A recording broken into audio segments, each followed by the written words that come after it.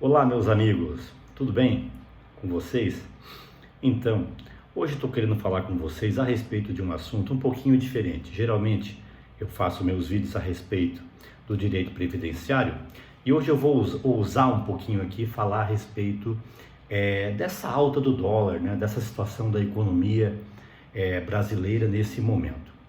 Bom, primeiramente, para a gente entender um pouquinho isso, o porquê que o dólar está alto, né? O porquê que o preço da carne subiu tanto, nós precisamos entender como que funciona o orçamento do governo federal, né? O orçamento do governo federal, principalmente, ele é composto de tributos, impostos, né? Contribuições que são arrecadadas de todos nós, mas também de muito dinheiro emprestado.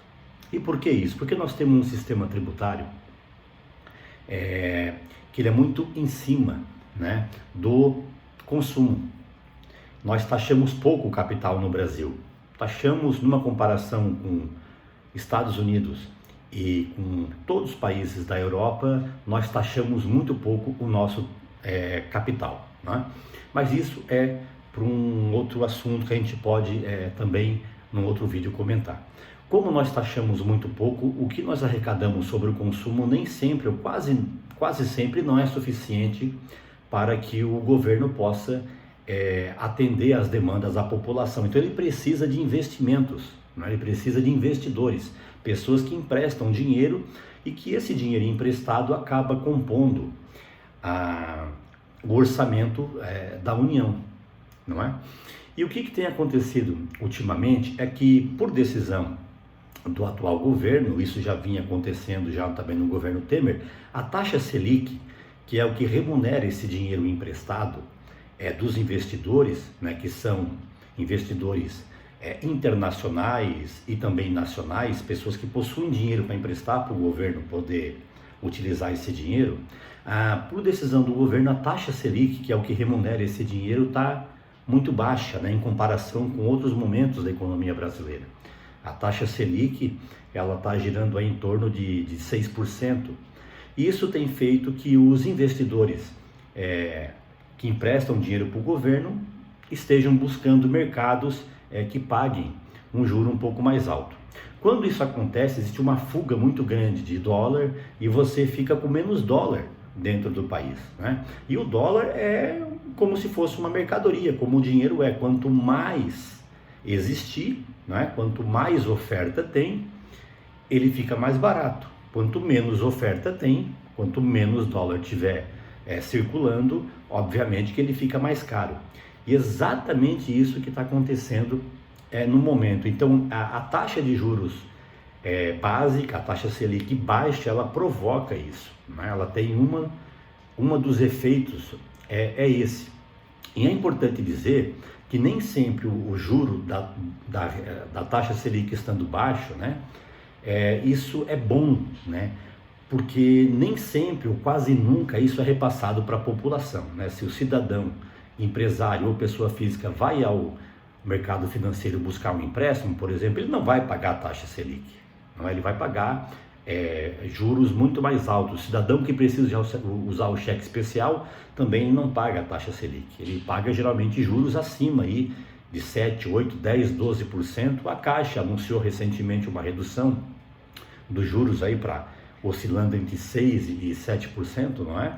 Como nós escutamos recentemente. Então, não existe uma transferência para o consumidor final. Quem se aproveita disso são os investidores, as negociações que os bancos fazem entre si, que geralmente são feitas pela remuneração da taxa básica de juros, que é a taxa Selic. Uma outra situação que está provocando, né, essa instabilidade, essa fuga dos investidores, é a instabilidade política que existe hoje na América Latina. Nós temos visto aí as manifestações correndo pela América Latina.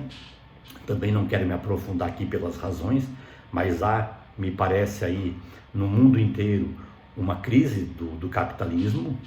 Me parece que do jeito que está não se deve sustentar dessa maneira por muito tempo.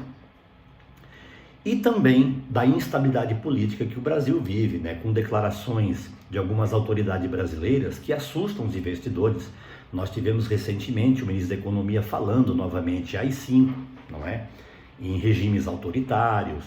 Tanto isso é verdade que foi feito o leilão do pré-sal há mais ou menos 15 dias, né? Uma parte do pré-sal que ia ser oferecida para empresas de regra estrangeiras, né? Investidores explorar, e não houve investidores. Me parece que a Petrobras teve que adquirir praticamente 70% do leilão, então as pessoas não estão confiando nesse momento, em razão dessas declarações, desses comportamentos também em relação a desmatamento, em relação à liberação absurda de agrotóxicos, em relação à preservação da natureza. Claro que nós sabemos que essas coisas sempre existiram, mas quando as autoridades têm um comportamento que negligencia a respeito disso, o investidor, principalmente o europeu, o investidor que dá um pouco de valor a isso, ou dá muito valor a isso, ele acaba não investindo, não é? Então toda essa instabilidade gera uma falta de credibilidade, né? Sem falar na questão da insegurança jurídica, que o Brasil ainda tem bastante, e também da falta de proposta, né, para o crescimento da economia. Nós estamos desde 2016, 2017 crescendo nem 1% ao ano. Tivemos uma pequena reação agora, que foi até comemorada, de 0,3%, não é?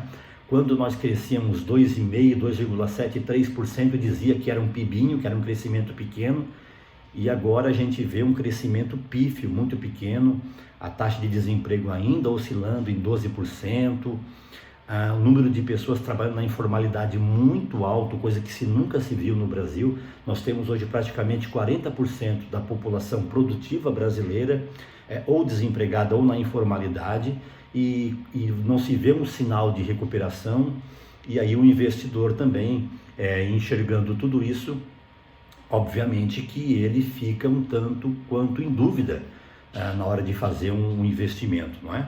E ele acaba procurando mercados mais atrativos, e existe então essa fuga de dinheiro, essa fuga de dólares, que acaba repercutindo sim na vida do brasileiro, como está acontecendo com o preço da carne, né? Por que o preço da carne está subindo? Existem razões externas e internas. A alta do dólar favorece a exportação, principalmente para a China. A China teve um problema lá com a carne suína, e também me parece com a carne de gado, e está precisando importar carne, e o dólar alto favorece sobremaneira a exportação, porque você vende em dólar, e o dólar valorizado você ganha muito mais. E me parece que há uma opção aí do oligopolo que comanda a carne brasileira em exportar para fora, e aí fica menos carne aqui para o povo brasileiro, novamente menos carne, o preço da carne sobe, e é o que está acontecendo. Existe então aí uma preferência de mandar a produção de carne do Brasil para fora, para o exterior, aproveitando esse momento do dólar alto. Então é mais ou menos isso que está acontecendo. É importante que essas coisas não acontecem por acaso, e como eu vejo muitas pessoas falando, né, inclusive dizendo que é bom, porque o juro está baixo, o dólar alto, mas não, nem sempre juro baixo e dólar alto é bom, não é?